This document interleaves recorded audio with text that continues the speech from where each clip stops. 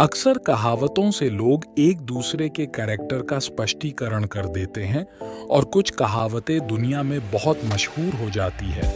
जैसे कि उनमें से एक कहावत है कि गिरते हैं शहसवार ही मैदाने जंग में।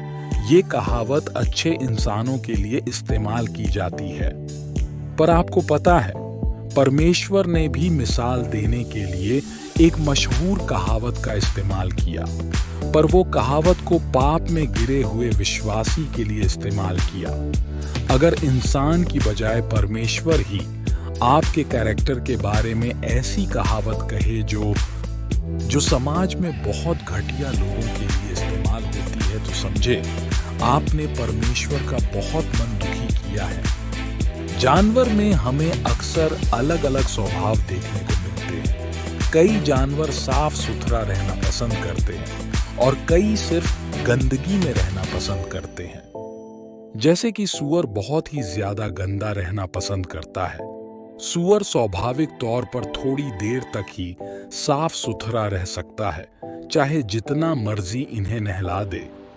ये शायद गंदगी में ही जीने के लिए जन्म लेते हैं और इनका झुंड कीचड़ में ही सारी उम्र गुजार देता है। ये गंदगी छोड़ ही नहीं सकते और गंदगी में ही मर जाते हैं। लिखा है, और जब वे प्रभु और उद्धारकर्ता यीशु मसीह की पहचान के द्वारा संसार की नाना प्रकार की अशुद्धता से बच निकले और फिर उनमें फंसकर हार गए, तो उनकी पिछली दशा पहली से भी बुरी हो गई है, क्योंकि धर्म के मार्ग को न जानना ही उनके लिए इससे भला होता कि उसे जानकर उस पवित्र आज्ञा से फिर जाते जो उन्हें सौंपी गई थी। इससे अच्छा यही होता कि ये विश्वासी शैतान की गुलामी में ही रहते, क्लेश और बीमारी के द्वारा, क्योंकि ये प्रभु को जानकर आशीषें और चंगाई लेकर शैतान को ललकारने लगते हैं। पर कुछ दिनों और महीनों तक ही रोशनी में चलते हैं, फिर शैतान से दुश्मनी मोल लेकर थोड़े समय बाद शैतान के उन कामों में आनंद लेने लगते हैं जिन कामों में इन्हें धोखा और कष्ट ही मिला होता है। तब शैतान 7 दुष्ट आत्माओं सहित उस विश्वासी पर हमला करता है और पूरी तरह दबोच लेता है, जिससे वे उसे पहले से भी ज्यादा नुकसान पहुंचाता है। लिखा है, उन पर यह कहावत ठीक बैठती है कि कुत्ता अपनी छांट की ओर और धोई हुई सुवर्णी कीचड़ में लौटने के लिए फिर चली जाती है। 2 पतरस 2:21-22। जैसे किसी कुत्ते को जितना मर्जी साफ सुथरा भोजन दे दो, फिर भी वे थोड़े समय बाद अपनी गंदगी, जिसे वे पेट से निकाल देता है, उसे फिर निगलने लगता है। ऐसे ही कुछ विश्वासी थोड़ी देर के लिए पाप का जीवन त्याग देते हैं, धोखे और कष्ट के कारण, जिसमें वे आनंद लिया करते थे और प्रभु से आशीषें और शांति लेकर पवित्र जीवन जीने का आनंद लेते हैं। पर वे थोड़ी देर में ही पवित्र जीवन जीने से उब जाते हैं।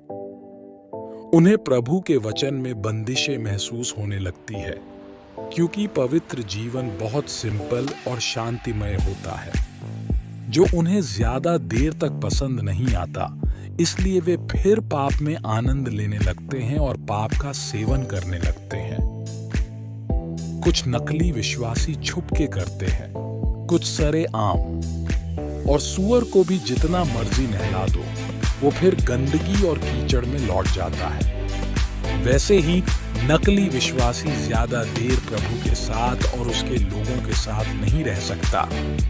वे फिर संसार के कीचड़ में और बुरी संगति में लौट जाता है, आकर्षक और मजेदार जीवन जीने के लिए।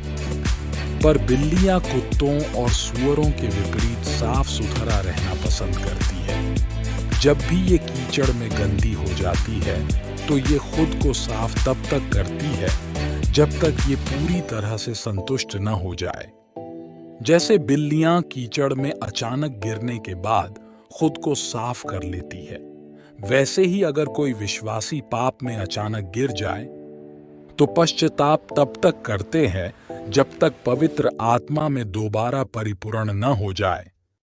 लिखा है, धर्मी चाहे 7 बार गिरे तो भी उठ खड़ा होता है, परंतु दुष्ट लोग विपत्ति में गिरकर पड़े ही रहते हैं। नीति वचन 24:16।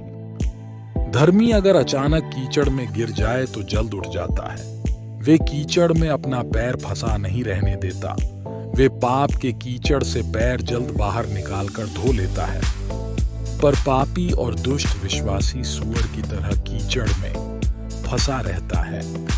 अगर आपका भी पांव पाप के कीचड़ में अचानक फंस गया है तो जल्द बाहर निकालकर पश्चाताप के द्वारा धो ले। अगर विश्वास में चलते चलते अचानक पांव पाप के कीचड़ से गंदा हो जाए तो प्रभु के नजदीक आकर पांव जल्द धुलवा लेना चाहिए। प्रभु ने भी इसलिए चेलों के पांव धोए थे। जल्द करे, आज ही तौबा करे, प्रभु आप पर कृपा करेगा। नहीं तो आपके बारे में भी वचन में लिखी ये कहावत ठीक बैठेगी कि कुत्ता अपनी छांट की ओर और धोई हुई सुअरनी कीचड़ में लौटने के लिए फिर चली जाती है।